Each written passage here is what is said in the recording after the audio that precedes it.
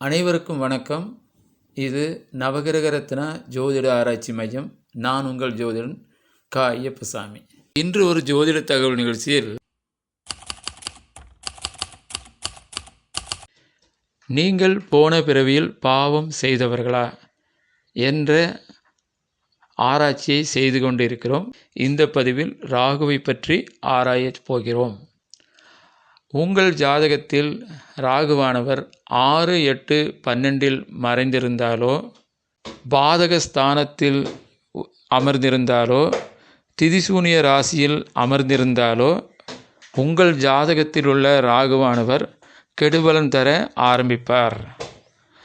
காரணம் என்னவென்றால், நீங்கள் போன பிறவியில் பாம்புகளுக்கு தொந்தரவு தந்தவர்கள், அப்பா வழி தாத்தா பாட்டிகளுக்கு தொந்தரவு தந்தவர்கள் என்பது பொருள்.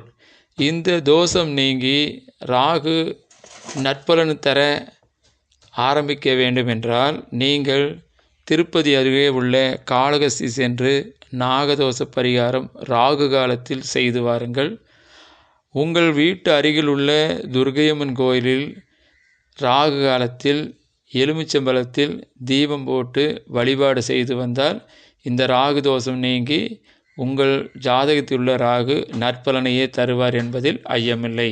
நன்றி, வணக்கம்.